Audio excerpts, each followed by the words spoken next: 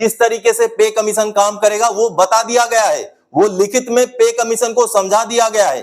तो ये रहा फिटमेंट फैक्टर कि गठित तो हो गया 8वां पे कमीशन, आगे किस तरीके से काम होगा, कब तक रिपोर्ट सबमिट होगा और आपका पे पेंशन में बढ़ोतरी कैसे होगी, कितनी तक की होगी और फिटमेंट फैक्टर कैसे निकलेगा दोस्तों। इस 18 महीने के बीच में किस तरीके से काम होगा। 8 सीपीसी में चेयरमैन जस्टिस रंजना देसाई कौन है, इनके बारे में भी जानना जरूरी है दोस्तों। का बेसिक पेंशन 60,917 रुपए को 5वें पार्ट में समझाऊंगा कि आपका पे पेंशन बढ़ के कितना हो जाएगा, एक पेंशन का चार्ट आगे नमस्कार, वंदे मातरम दोस्तों, स्वागत है आप सबका सैनिक पाठशाला में। 8वां पे कमीशन को भारत सरकार ने गठित कर दिया है।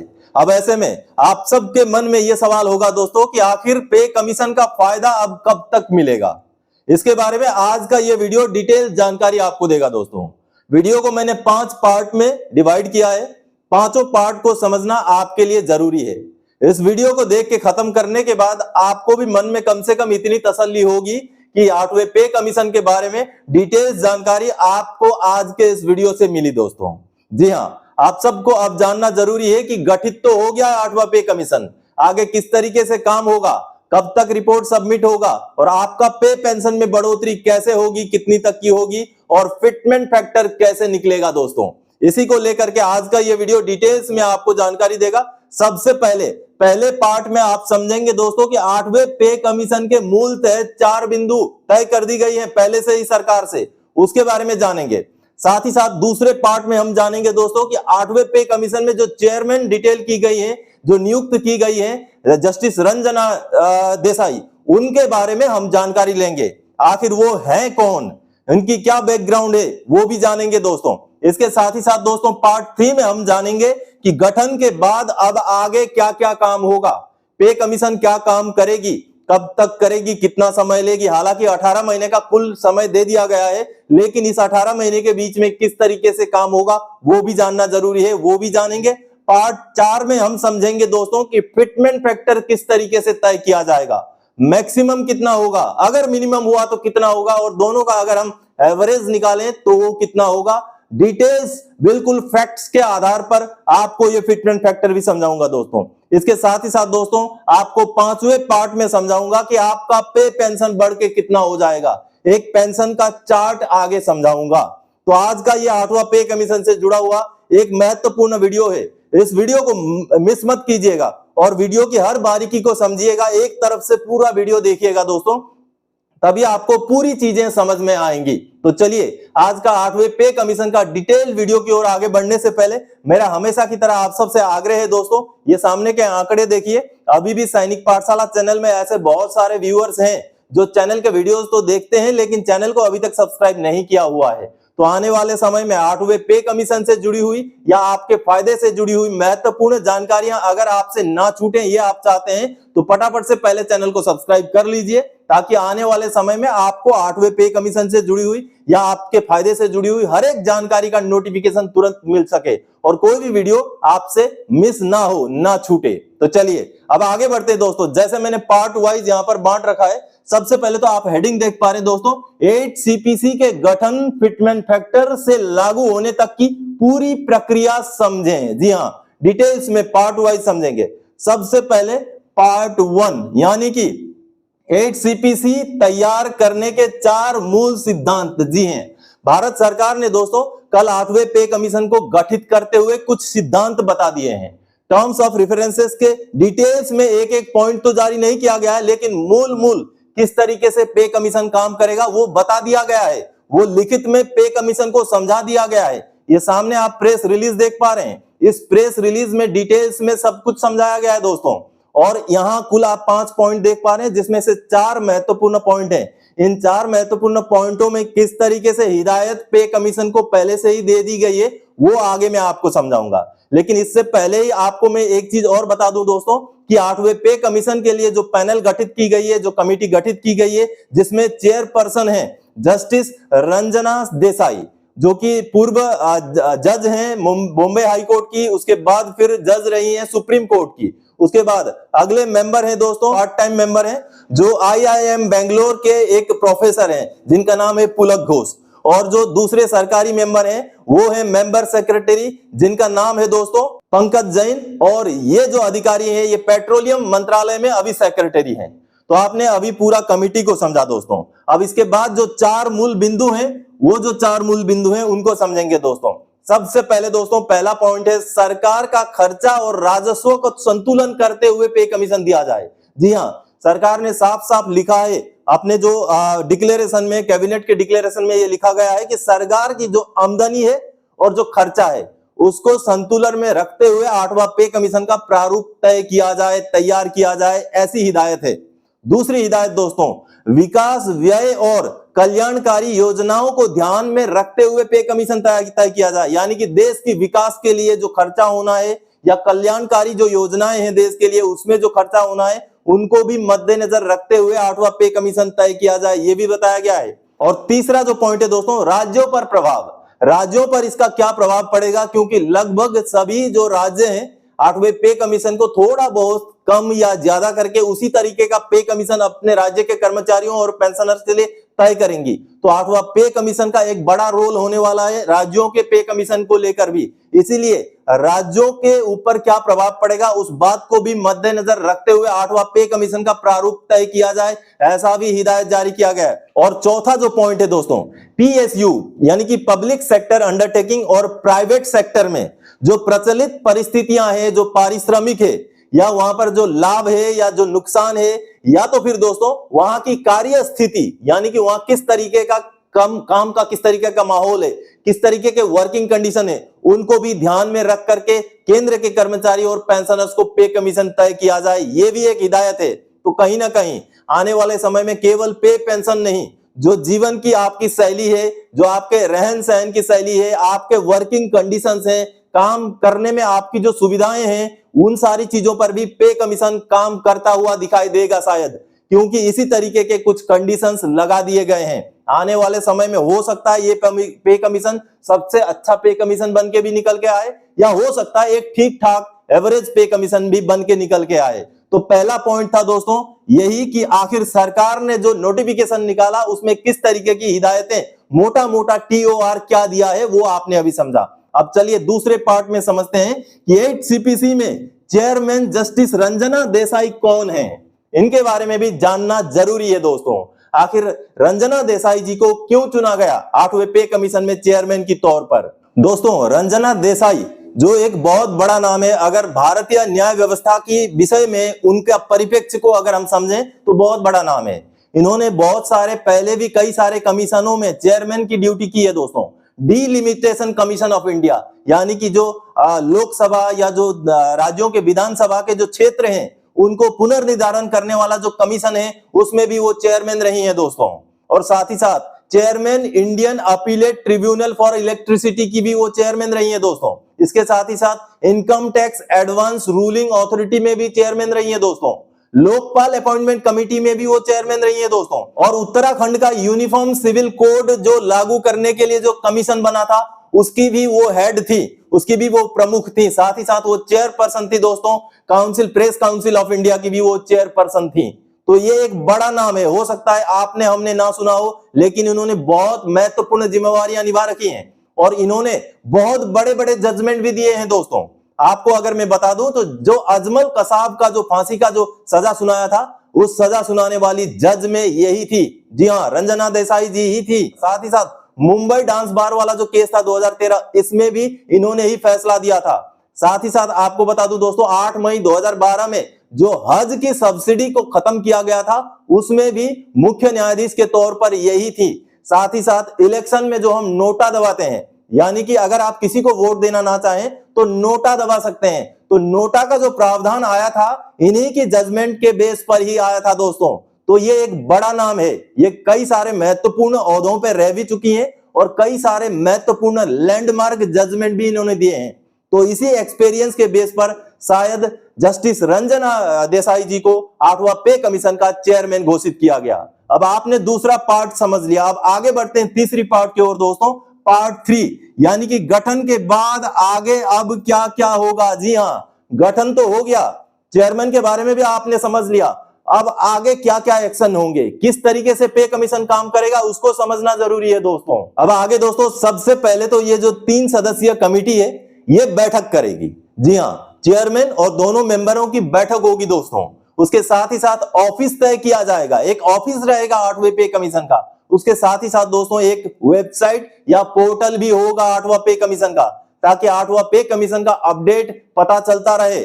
अगर कोई 8वां पे कमीशन को अप्रोच करना चाहे, पॉइंट्स भेजना चाहे, तो खूब संभव अब की बार एक वेबसाइट भी रखा जाएगा या पोर्टल भी रखा जाएगा, और रखा जाना चाहिए, क्योंकि 8वें पे कमीशन को कोई अगर पॉइंट भेजना चाहे तो उसी वेबसाइट के जरिए, उसी पोर्टल के जरिए भेज सके। इस तरीके का प्रावधान आगे होने की संभावनाएं हैं। उसके अगला कदम होगा दोस्तों, पिछले सीपीसी के जो विसंगतियां हैं उसके ऊपर मंथन होगा। ये पे कमीशन बैठेगा और बाकी जितने भी इनके प्रारूप जो सरकारी विभाग हैं या जो भी स्टेक होल्डर्स हैं, वो बैठ करके विसंगतियों के ऊपर भी जरूर चर्चा करेंगे। उसके आगे होगा दोस्तों, मीटिंग्स का दौर शुरू हो जाएगा। जी हाँ, सभाएं होंगी, अलग अलग तरीके से मीटिंग्स होंगी, और किन के साथ होंगी? विभिन्न मंत्रालयों के साथ होंगी, कर्मचारी की संस्थाओं के साथ होगी, जैसे हमारा जेसीएम है, उसी तरीके से और भी बहुत सारे सरकार द्वारा मनोनीत, सरकार का अप्रूवल मिले हुए कई सारी संस्थाएं हैं। उन संस्थाओं के साथ, उन मंत्रालयों के विभागों के साथ पे कमीशन की मीटिंग्स होंगी। कई सारे पॉइंट्स उनके लिए जाएंगे, उन पॉइंट्स के ऊपर चर्चाएं होंगी दोस्तों, और किस तरीके से जीवन शैली को, कर्मचारियों का, पेंशनर्स का जीवन शैली को बदलने के लिए क्या क्या डिसीजन लिए जा सकते हैं, उन वस्तुओं के ऊपर मीटिंग्स होंगी दोस्तों। उसके बाद हो सकता है संभवतः जो ये कमिटी है वो जगह जगह पर विजिट भी करे, अनेकों जगह पर, देश के विभिन्न जगहों पर। अगर पिछला रिकॉर्ड हम देखें तो ऐसा हुआ है, जगह जगह पर विजिट करके भी मीटिंग्स किए गए हैं। हालांकि जगह जगह पर विजिट हो ना हो, लेकिन मीटिंग्स सारे स्टेक होल्डर के साथ होंगी दोस्तों। और उसके बाद ग्राउंड विजिट होने के बाद दोस्तों ड्राफ्ट प्रपोजल तय किया जाएगा, ड्राफ्ट प्रपोजल बनाया जाएगा, पूरा कैलकुलेशन के बेस पर फिटमेंट फैक्टर तय किया जाएगा और ड्राफ्ट प्रपोजल सरकार को सौंपा जाएगा। और जैसे आप सबने देखा, दिल्ली चुनाव से पहले डिक्लेरेशन हुआ, बिहार चुनाव से पहले कमेटी का गठन हुआ, और हो सकता है, पूरे चांसेस हैं कि उत्तर प्रदेश के चुनाव से पहले पहले सरकार को पे कमीशन अपना रिकमेंडेशन रिपोर्ट सौंपे। बिल्कुल यही कैलकुलेशन समय का बैठ रहा है, तो ड्राफ्ट रिकमेंडेशन सबमिट होगा। तो यहां तक लगभग मोटा मोटा काम यही रहेगा 8वां पे कमीशन का पार्ट 3 में गठन के बाद आगे क्या क्या होगा। अब चलिए दोस्तों, चौथे पार्ट में हम समझेंगे फिटमेंट फैक्टर कैसे तय होगा। अगर हमें मैक्सिमम फिटमेंट फैक्टर मिला तो कितना तक मिल सकता है, मिनिमम मिला तो कितना तक मिल सकता है, और उसका हम एवरेज निकालें तो कितना हो सकता है, वो हम इस टेबल में, इस चार्ट में, पार्ट 4 में समझेंगे, फिटमेंट फैक्टर कैलकुलेशन में। जी हां दोस्तों, तो चलिए सबसे पहले फिटमेंट फैक्टर को समझने से पहले हमें जनवरी 2026 में डीए का परसेंटेज कितना होगा उसको समझना पड़ेगा। अभी आज के डेट में जुलाई 2025 से हमें डीए मिल रहा है 58%, 58%, और जो पिछले 2 महीने के आंकड़े आ चुके हैं, जुलाई अगस्त के एआईसीपीआई के, सितंबर के आंकड़े भी आने वाले हैं, तो ऐसे में आगे जितने भी आंकड़े आएंगे उन आंकड़ों को देखकर अभी तक यही अंदेशा लग रहा है कि डीए अब केवल 2% की ही बढ़ोतरी होगी, यानी कि डीए पहुंचेगा 60% तक। जी हां दोस्तों, जनवरी 2026 में डीए का परसेंटेज केवल 60% तक ही रहेगा। तो अब हम आगे कैलकुलेशन करेंगे डीए के 60% के हिसाब से। जी हां, तो डीए का जो परसेंटेज रहने वाला है जनवरी 2026 तक, वो रहने वाला है 60% दोस्तों, 60%। और अगर हम इस 60% को फिटमेंट फैक्टर में बदल दें तो वो फिटमेंट फैक्टर सीधा सीधा कितना हो जाएगा दोस्तों, वो हो जाएगा 1.6 का फिटमेंट फैक्टर सीधे सीधे डीए को मर्ज करके बन जाएगा। अब चलिए मैं आपको समझाऊंगा मिनिमम मैक्सिमम मैंने कहां से लिया है। जी हां दोस्तों, अभी तक जो दूसरे पे कमीशन से लेके 7वें पे कमीशन का आंकड़ा मैं दिखाता हूं आपको, सामने आंकड़े देखिए, ये 7वें पे कमीशन का रिपोर्ट है, जिस रिपोर्ट में क्लियरली पे कमीशन का जो फिटमेंट फैक्टर का कैलकुलेशन का फॉर्मूला भी दिया गया है, और जो पे कमीशन ने, पिछले पे कमीशनों ने दूसरे से लेकर 7वें तक जो बढ़ोतरी दी है सरकार की तरफ से, उसका भी आंकड़ा दिया गया है।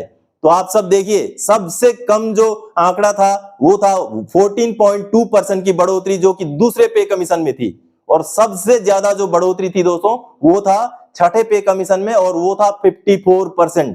तो अब हम इसी 54% को मैक्सिमम लेंगे और 14.2% को मिनिमम लेकर के आगे बढ़ेंगे, और 8वें पे कमीशन का फिटमेंट फैक्टर निकालेंगे, मैक्सिमम, मिनिमम और एवरेज। चलिए अब दोस्तों, हमारा डीए को मर्ज करके फिटमेंट फैक्टर बन गया 1.6।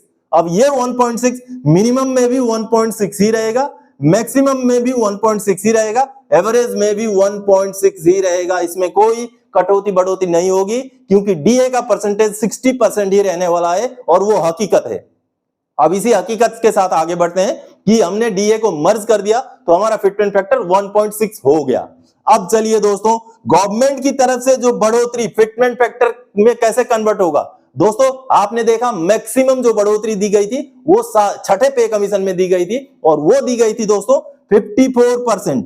जी हाँ, 54% की बढ़ोतरी छठे पे कमीशन में दी गई थी। और 54% को अगर आप इस फिटमेंट में अगर बदल दें, यानी कि 1.6%, ये जो 1.6 का फिटमेंट फैक्टर निकला है, 1.6 में अगर आप 54% निकालें दोस्तों, 1.6 में 54% निकालें तो ये बन जाता है 0.86। जी हां, 1.6 का 54% होता है 0.86 या 0.86। जी हां, ये हो गया मैक्सिमम बढ़ोतरी। अगर मान लीजिए मिनिमम बढ़ोतरी होता है, दूसरे पे कमीशन का जैसा ही होता है, तब बनेगा दोस्तों, तब बनेगा 14.2%। 14.2% ये रहा 14.2%, जो कि दूसरे पे कमीशन में मिला था, सबसे कम मिला था। अब 14.2% अगर 1.6% का 1.6 फैक्टर का अगर 14.2% आप निकाल दें, जिस तरीके से सातवें पे कमीशन में निकाला गया था 14.3 को लेकर, तो वो निकलता है दोस्तों, वो निकलता है 0.22। जी हां, 0.22 ही निकलता है। देखिए 54% बढ़ोतरी मिले तो गवर्नमेंट की तरफ से 0.86 का फिटमेंट फैक्टर बढ़ जाएगा, और अगर केवल 14.2 का मिले तो 0.22 मिलेगा। और अगर हम इनका एवरेज निकाल लें दोस्तों, 54% और 14.2% का हम अगर एवरेज निकाल दें तो ये एवरेज बनता है 34.1%। जी हां, दोनों का बीच का अगर हम निकाल दें कि सरकार ना बहुत ज्यादा देगी ना बहुत कम देगी, तो वो निकलेगा दोस्तों 34.1%। अगर सरकार 34.1% देती है तो सरकार की तरफ से फिटमेंट में कितना इजाफा होगा। अब हम निकालेंगे 1.6 का 34.1%, और ये निकलता है दोस्तों, ये निकलता है 0.54। 0.54 कहें या 0.54 कहें, एक ही बात है। तो दोस्तों फाइनली अब फिटमेंट फैक्टर कितना बनेगा। फाइनली हमारा फिटमेंट फैक्टर अगर बहुत ज्यादा बढ़ोतरी मिल जाए तो बनेगा 1.6 प्लस 0.86, तो ये बनेगा दोस्तों 2.46। बहुत ज्यादा अगर बढ़ोतरी मिल गया 8वें पे कमीशन में तो 2.46 तक बढ़ने के चांसेस हैं फिटमेंट फैक्टर। जी हां, अगर छठे पे कमीशन जैसा फायदा मिल जाए तो 2.46 का फिटमेंट फैक्टर मिल सकता है। और अगर सबसे कम बढ़ोतरी हो, दूसरे पे कमीशन जैसा ही बढ़ोतरी हो, तो हमारा फिटमेंट फैक्टर दोस्तों ये और ये जुड़ जाएगा, यानी कि 1.82। जी हां, अगर मिनिमम बढ़ोतरी मिलता है, अभी तक के पे कमीशनों के हिसाब से मिनिमम बढ़ोतरी मिलता है, तो हमारा फिटमेंट फैक्टर केवल 1.82 तक ही रहने के चांसेस हैं। और अगर एवरेज हो जाए, जिस तरीके से मैंने एवरेज निकाला, मैक्सिमम और मिनिमम का बीच का जो निकाला, अगर एवरेज हो जाए तो दोस्तों ये बनेगा, इसको और इसको जोड़ के, यानी कि 1.6 और 0.54 को जोड़ के बनेगा दोस्तों 2.14।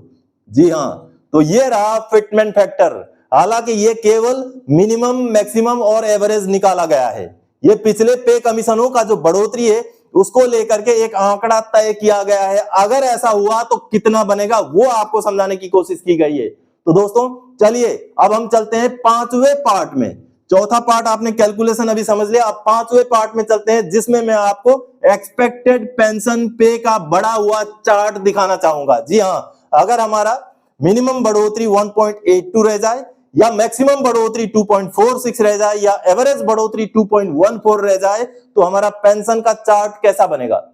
चलिए देखते हैं चार्ट। दोस्तों जिस तरीके से अभी मैंने आप सबको फिटमेंट फैक्टर का मैक्सिमम, मिनिमम और एवरेज का एक फॉर्मूला समझाया, किस तरीके से फिटमेंट फैक्टर निकाला, अब उसी फिटमेंट फैक्टर के बेस पर आपको मैं आपका पेंशन OROP 3 के रेट में जो आपको मिल रहा है, या किसी भी रेट में आपको जो पेंशन मिल रहा है, उस पेंशन का मैक्सिमम, मिनिमम और एवरेज कितना हो सकता है 8वां पे कमीशन में, उसका चार्ट दिखाने जा रहा हूं, चार्ट समझाने जा रहा हूं। जैसे आप देख पा रहे हैं रैंक वाइज यहां मैंने चार्ट ले रखा है, बना रखा है दोस्तों। ये अंदाजतन आंकड़े हैं, जो आंकड़ों को लेकर के मैंने फिटमेंट फैक्टर आपको दिखाया, उन्हीं आंकड़ों के बेस पर, उसी फिटमेंट फैक्टर के बेस पर ये चार्ट तैयार किया गया है। अब जैसे आप देख पा रहे हैं, सबसे ऊपर अगर मैं 15 साल के सिपाही की बात करूं, जिनका आज के डेट में OROP 3 में बेसिक पेंशन 20,325 है, उनको अगर मैक्सिमम जो मैंने दिखाया 2.46 का फिटमेंट फैक्टर, उसके हिसाब से पेंशन बढ़ोतरी मिले 8वें पे कमीशन में, तो उनका पेंशन सीधे सीधे 50,000 हो जाएगा। लेकिन यहां पर आपको और एक चीज बात याद रखना है दोस्तों, कि बेसिक पेंशन 50,000 तो हो जाएगा, लेकिन जो DADR का आंकड़ा है वो 0 पर आ जाएगा। तो मैक्सिमम मिले अगर फिटमेंट फैक्टर तो 50,000 हो जाएगा, अगर मिनिमम सबसे कम यानी कि 1.82 मिले तो उनका जो बेसिक पेंशन है वो 36,992 हो जाएगा। और दोनों का एवरेज जो मैंने आपको दिखाया था 2.14 वो मिले तो उनका पेंशन 43,496 तक हो सकता है। वहीं अगर 15 साल के सिपाही का ordinary family pension normal rate लेने वाले पेंशनर की बात करें, फैमिली पेंशनर की बात करें, तो आगे उनका कॉलम आप देख पा रहे हैं, जिनका OROP 3 में बेसिक पेंशन 12,195 है। अगर मैक्सिमम का फॉर्मूला हम लगाएं जो फिटमेंट हमने निकाला था, उसके हिसाब से उनका पेंशन 30,000 पहुंच जाएगा बेसिक। आगे मिनिमम का अगर हम लगाएं 1.82 का, तो वो पहुंच जाएगा 22,195। और अगर एवरेज की बात करें 2.14, तो उनका पेंशन पहुंच जाएगा 26,097, लेकिन DA हो जाएगा 0। अब आगे जैसे ही DA का परसेंटेज बढ़ता जाएगा 2026, 27, 28, 29, इस तरीके से जैसे हर 6-6 महीने में DA बढ़ेगा, फिर उसका फायदा भी पेंशनर को आगे बढ़ा हुआ मिलता रहेगा। इस तरीके से पूरा चार्ट मैंने आपको यहाँ दिखाया, आप अपना जहां पर भी बेसिक पेंशन आपका है वहां पर समझ सकते हैं। अब और एक मैं किसी कैटेगरी के पेंशनर का समझा देता हूं ताकि आपको और अच्छी तरीके से समझ में आ जाए। मैं आपको समझा देता हूं, एक हवलदार 24 साल लेंथ ऑफ सर्विस वाले का, जिनका आज के डेट में बेसिक पेंशन OROP 3 का 24,763 है, उनको अगर मैक्सिमम फिटमेंट फैक्टर 2.46 मिलता है तो उनका बेसिक पेंशन 60,917 रुपए, मिनिमम सबसे कम मिलता है जो कि अभी तक का दूसरा पे कमीशन का है, 14.2 की बढ़ोतरी, तो उस हिसाब से उनका फिटमेंट फैक्टर 1.82 बनेगा और उनका पेंशन 45,069 तक जाएगा। और अगर एवरेज की बात करें, दोनों जो बढ़ोतरियां उसकी एवरेज की बात करें तो 2.14 का फिटमेंट फैक्टर निकल रहा है, जिसमें पेंशन 52,993 तक जाएगा। और उसी में अगर उसी रैंक का हम family pension, ordinary family pension normal rate की बात करें तो 14,858 से बढ़कर अगर मैक्सिमम बढ़ोतरी मिले तो 36,551 हो सकता है, और अगर मिनिमम बढ़ोतरी मिले तो 27,042 हो सकता है, और अगर एवरेज की बात करें तो 31,796। तो आप अभी समझ गए होंगे दोस्तों इस चार्ट को किस तरीके से प्रिपेयर किया गया है। आपका जहां पर भी पेंशन है, आपका जहां पर भी रैंक या लेंथ ऑफ सर्विस है, वहां पर आप वीडियो को रोक करके इस चार्ट को समझ सकते हैं दोस्तों। पूरा चार्ट अभी देखा पेंशन का, जो इन बढ़ोतरी के हिसाब से मैंने आपको बनाया। तो आशा है दोस्तों आज के इस वीडियो में 8वें पे कमीशन से जुड़े हुए कई सारी चीजें आपको समझने को मिली। आगे आने वाले समय में इसी तरीके से और भी महत्वपूर्ण जानकारियां 8वें पे कमीशन के बीच में किस तरीके के डिस्कशन चल रहे हैं, कौन से मुद्दे चल रहे हैं, वो सारी चीजें आपके सामने लाने की कोशिश करूंगा। इसलिए चैनल के साथ जुड़े रहें, सब्सक्राइब नहीं किया है तो सब्सक्राइब करके रखें, और साथ ही साथ वीडियोस को शेयर करें और लाइक करना भी ना भूलें। आज का वीडियो कैसा लगा कमेंट भी जरूर करके बताइएगा। तो दोस्तों आगे और कोई जानकारीदायक आपसे सरोकार रखने वाला विषय लेके मैं फिर से हाजिर हो जाऊंगा। तब तक के लिए जय हिंद दोस्तों।